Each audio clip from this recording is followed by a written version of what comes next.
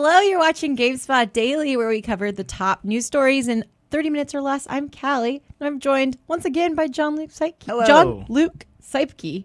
Your name is a tongue twister to me. It is. It's Tongue twister to everyone.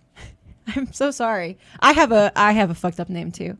We're just gonna start off with that. Happy Tuesday. Happy Tuesday, everyone. Tuesday again, no problem. We missed Michael Hyan, but I'm so happy to have you back Oh, thank you. to talk about some interesting things, especially Yakuza news, which we will get to. The timing could not be more perfect. In honor of Michael, and of course because you are a good Yakuza boy, and I think he considers you to be his, maybe not his senpai, but his compatriot, his nakama even. That's a good way.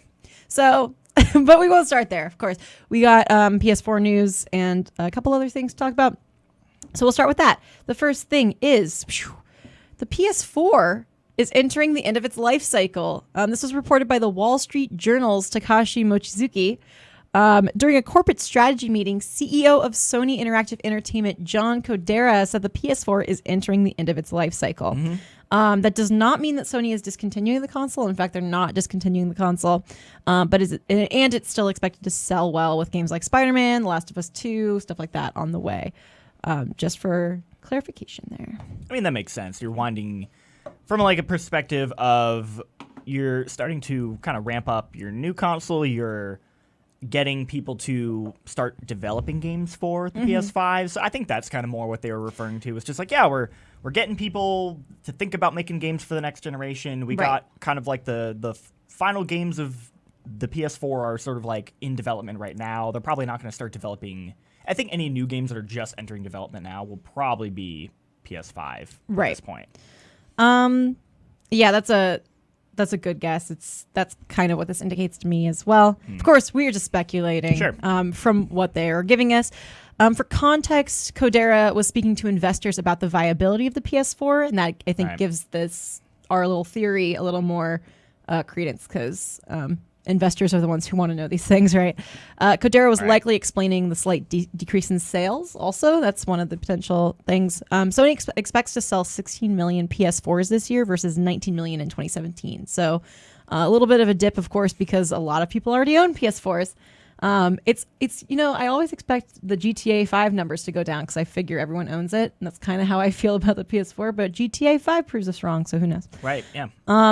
At the end of its life cycle could also just mean that sales aren't rising like they used to. Not necessarily that we'll see PS5 soon, but just that maybe things are winding down a little bit. It's worth noting that Sony stated there would be no new hardware at E3, of course. Right. So obviously the games that we're going to see at E3 would be PS4 games. Yeah. Yeah. Do you think we'll get a price drop at some point before the end of the PS4? Yeah, probably. Okay. Yeah, especially with newer models out. Like, I mean, maybe, well, you want people to buy a Pro, right? If you're Sony, you want people to buy a Pro. Probably maybe drop that. Yeah. I don't know if they've done a price drop for the Pro yet. I don't know.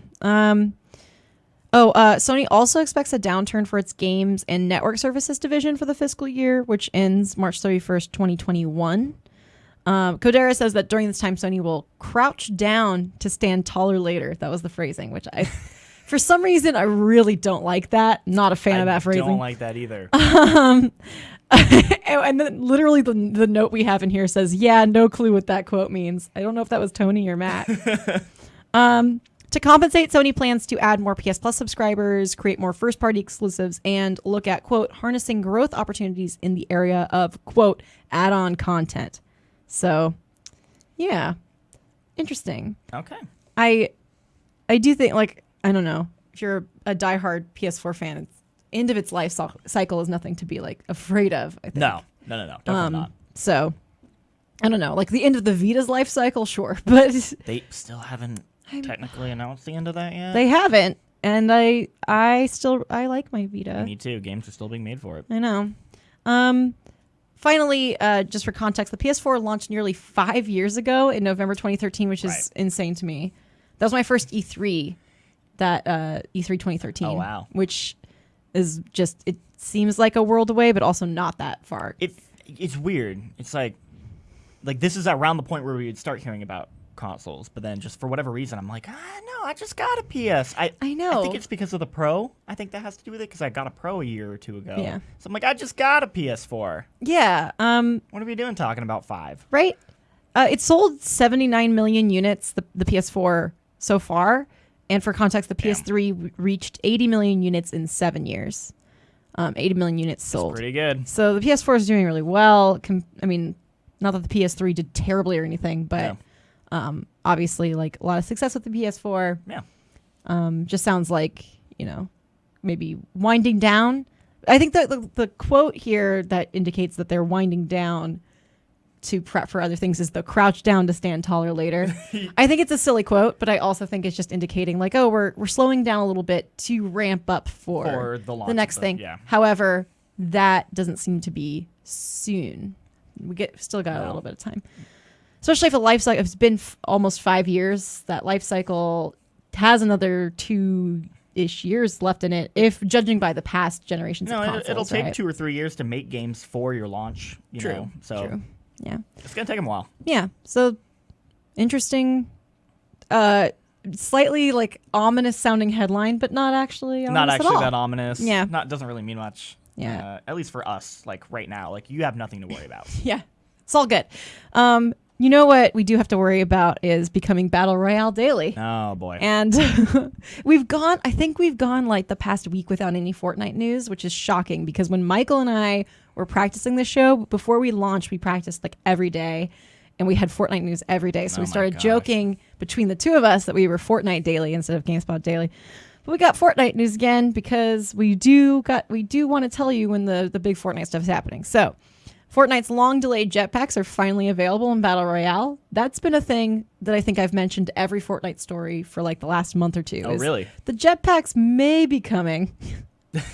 Finally, they're here. The 4.2 content update, not to be confused with the 4.2 patch, the general patch that was released last week.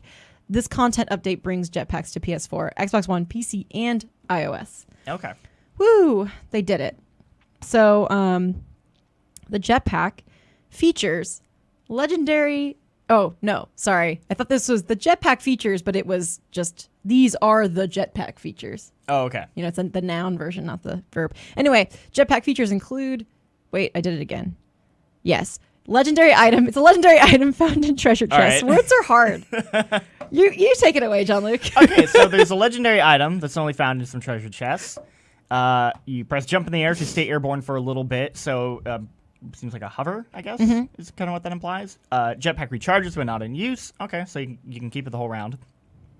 Can't fire weapons in targeting mode while flying. And then I don't know what that means. Like, what's targeting mode? I don't play Fortnite. Yeah, I don't play Fortnite either, but our wonderful news writer Kevin says, I don't think you can enter targeting mode at all while you're flying, but you can still fire weapons without aiming. So I think the distinction is that you can't, like, aim. Oh, that's what that means by targeting mode, like aiming down the sights. I think so. Okay. I think there's a slight distinction, but generally, like you can fire with less accuracy in the jetpack. It's more meant for getting around rather than like a sneak attack from the air. Sounds like it. Yes. You could probably still pull it off if you're really good, but that might be a bit tougher. Yeah, I don't think I'd ever be that good at Fortnite. Jetpacks are a new weapon class. The weapon class being backpacks. Okay. So I think that's interesting. Like it isn't like a transportation thing. Sure. It's a weapon class. Unlike back bling, they take up an inventory slot. You can only pick up one at a time, and picking up another replaces the current one. Right. So and they're automatically destroyed once you've used them up. So okay. Yeah, these will only be available for a limited time, as happens with Fortnite. Usually these things are cyclical. Like I said, jetpacks were first revealed a couple months ago, back in February. Wow. When they were listed as coming soon in Fortnite's new update section. They're finally here. I was right. My intuition. It finally happened. They were delayed before because of, quote, a last-minute design issue, which Epic discovered, which probably just means bug or perhaps balancing issue. So, yeah. 4.2 update also brings back solid gold. It's the second iteration of that limited time mode, and that's where the only usable weapons are legendaries. Oh, that's actually pretty cool. And our boy Nick Margarita, that's what he's up to today, playing Fortnite. Playing Fortnite all day. And if you're watching right now, you like Fortnite, we will be streaming Fortnite. Not us, but somebody else. Yeah, Nick and Sam will be streaming Fortnite. Both of those people have been on this show. Nick and Sam will be streaming that at 11:30 a.m. PT. So if you're watching live right after this, yeah, cool, awesome. You can see the full 4.2 patch notes on GameSpot as usual. Sweet. We covered that pretty well, and they are very, very well organized. Our patch note articles for Fortnite. They got table of contents. Oh, I feel like we got that on lock. Headers. At this point. It's beautiful. Yeah. So if you like Fortnite, there you have it. That's the news. So we talked about the PS4's life cycle. We talked about Fortnite.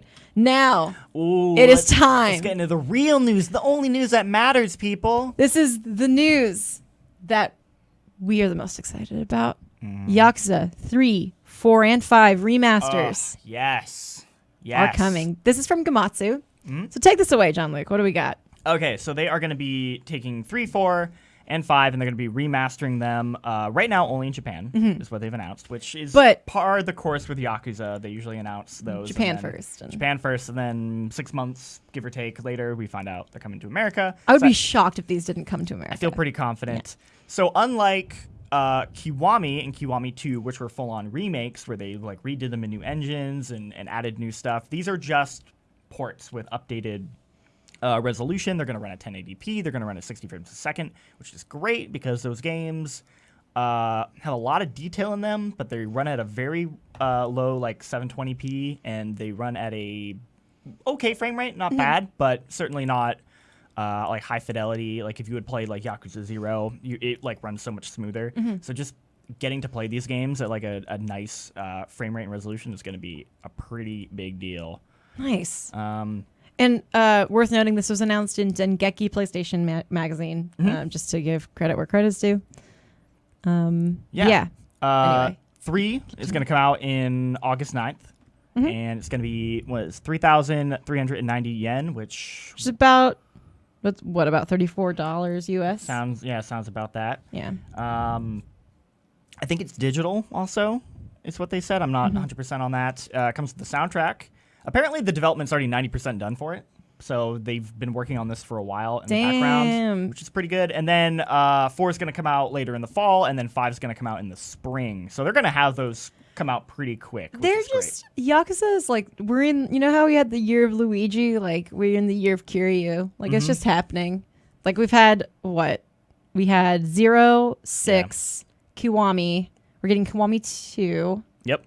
So that's 4 in the past year and a half, 2 years. Yeah. Which is insane. That's an insane amount of games from one series to come. But it's honestly fantastic. In our WeChat we did about Yakuza, me, Michael, and Ben were talking about it, and the big thing was like, this is a franchise that you should play it all. Like you should play it in a row. You should play the whole story. It's like worth experiencing it. And the big thing was like, oh, you can't really play 3, 4, and 5 without getting them on, like pulling out your PS3 and playing. Michael is very dedicated to doing because he got a PS2 memory card to play too. So. Oh, I did the same as well. So, but now we were saying like, man, they just need to port them over, and they're finally doing that. So that's great. That means you can play the entire series on your PS4 without any restrictions, and that is absolutely fantastic. So for people who aren't converted to Yakuza, I know you guys did a WeChat, which is what we call these around the office videos we do on YouTube. Right. So if you watch GameSpot on YouTube, we have like a I think it's GameSpot at the office playlist, and that's where we talk about a variety of things. And I really like the style of the video is really, really cool, and you also get to see what our desks look like, which is mostly messy. That's just generally what our desks look like. But for people, just really quickly, like, what's the elevator pitch for each of Yakuza 3, 4, and 5? Like, why should you play these games? Besides the fact that, like, this is a story worth experiencing, you should play them all. Specifically 3, 4, and 5? Yeah. Okay, well, 3 is amazing because it's Kiryu being a very good dad to a bunch of orphans. That's excellent. So the opening of the game is just him running an orphanage. And it is absolutely wonderful. He's just the most adorable dad. He...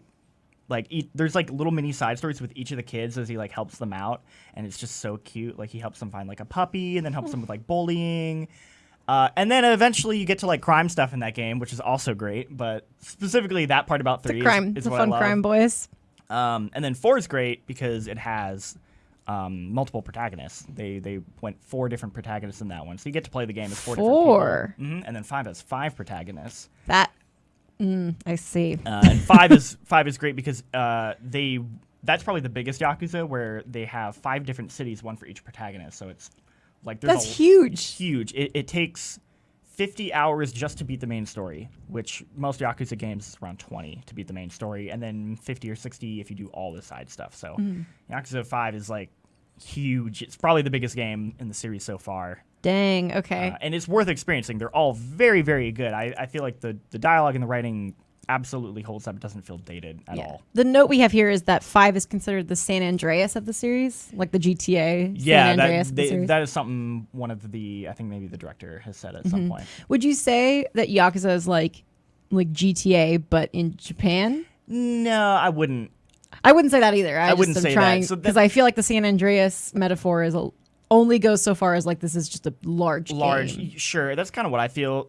I think Yakuza, when it first came out in America, got a bad rap because people were like, it's like Japanese GTA, but it's really not. So I think people who like GTA picked it up and were like, oh, this isn't really GTA because it's not that sandbox type of game. Right. It seems like it's more, I don't want to say linear, but it just seems like it's more. It's not like a go wherever, do whatever kind of thing. Like it's just more compact. Yeah. It's like a really small open world, but it is an open world that you can explore and do all this side stuff. But because of that, it feels like everything feels like just way more dense.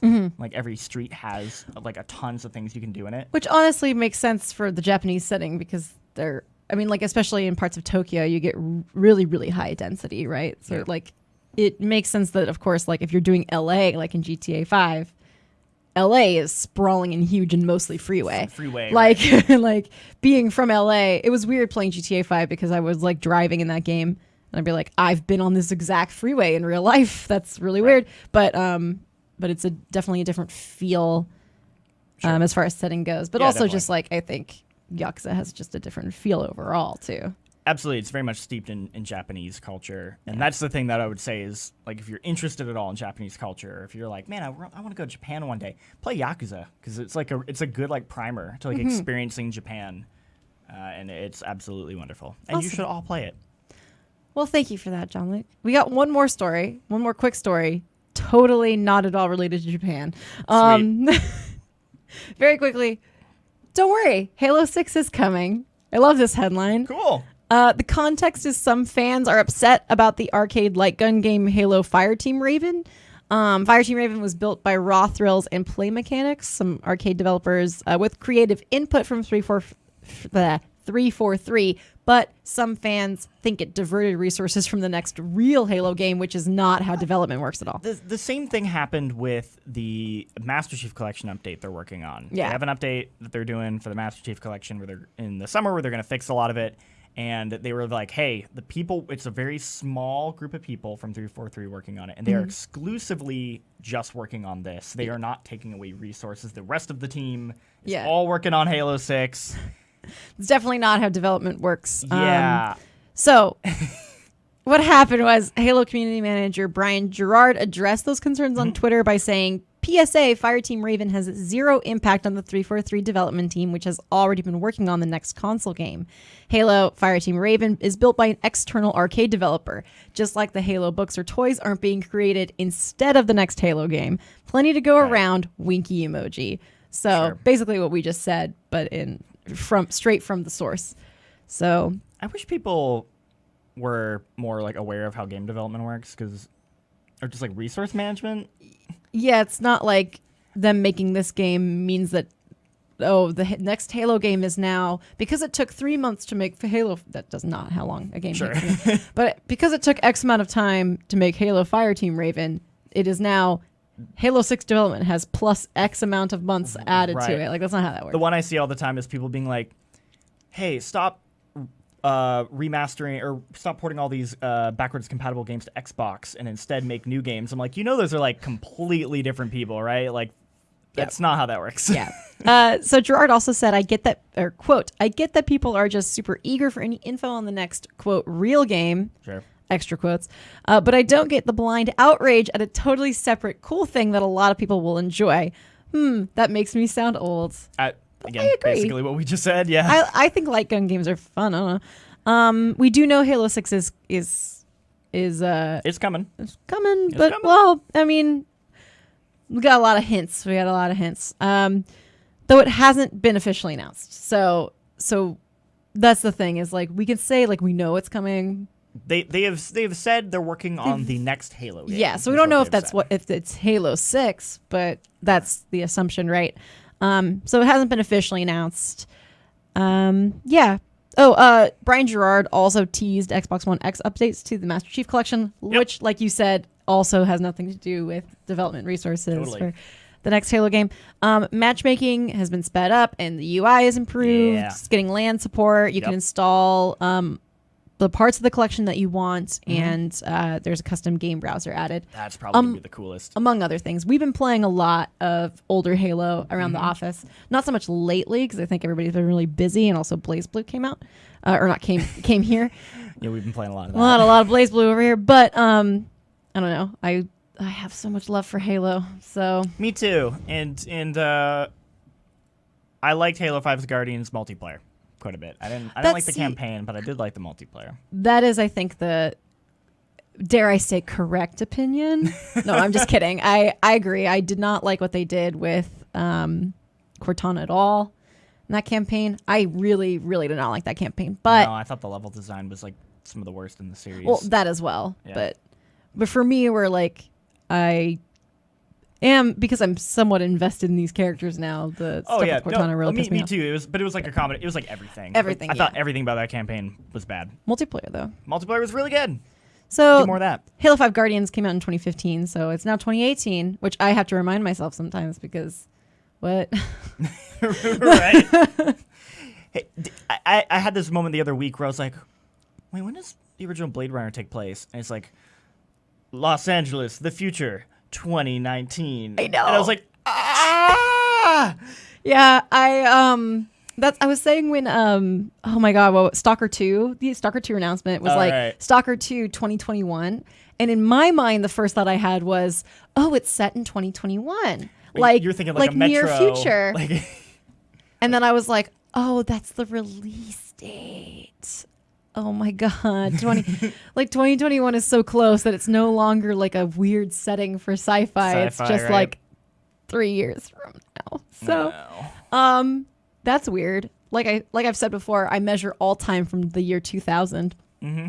So, we are 2000 plus 18, but also 1990 was 10 years ago in my mind. Oh my god. I'm not even that old. It's just that's how I math it out. Yeah. Not great. I should work on that. I should start measuring time from 2010 just to like inch it up a little bit. Still not be accurate, but like be more in the realm of that. Anyway, so yeah, there's that. We got to cut out a little early today because John Luke is the keeper of the live shows today. Yeah, I just want to make sure everything's running good. We got a couple minutes though. We do. I don't really have a whole lot else to comment on though. We will have, obviously, I think Justin mentioned this yesterday, a lot more news coming in the next couple of weeks, leading up to E3, of course, and then E3. So please stick around. GameSpot Daily will not be doing anything during E3, but we will have press conference pre and post show, which I know you're heavily involved in. Michael and I will be on those. A bunch of other people at GameSpot, Lucy James, Mike Mahardy, the whole international team will be here. So Jess McDonald in the AU, like Timur and Lucy, who are already in the States doing fun stuff, as you may have seen on Twitter if you follow them. But we're going to have a lot of fun. So stay tuned for more news, just generally on GameSpot. Yeah. And also, if you're watching live, stay tuned for Fortnite stream. And then tomorrow, Battlefield. Battlefield reveal tomorrow. We're not going to be able to cover it here. We'll be covering it the next day. The next day. So on GameSpot Daily, Rob will be joining on Thursday to talk about Battlefield. Oh, perfect. So he's the perfect candidate for that. It's like a mini lobby. But yeah, so we have a lot coming up in the next couple days even. Yeah. Oh, a lot going on. I know. So busy. Yes. But anyway, got people to thank. We got to thank Eric Tay, even though he's at the dentist. Thank you, John Luke, for stepping up and setting up all the live stuff, which it mystifies me every day. how you know how to do it. Thank you to Matt Padgett and Tony Wilson for getting those notes together, because that's a big job. Thank you to Emily Conti for making this beautiful set. And thank you for watching. It really means a lot to us that people watch us on the daily. I don't know why I did it like that. Now you're all going to leave. Okay. Well, anyway, thank you so much. We'll see you tomorrow with more news, of course. And we hope you have a nice day. Bye.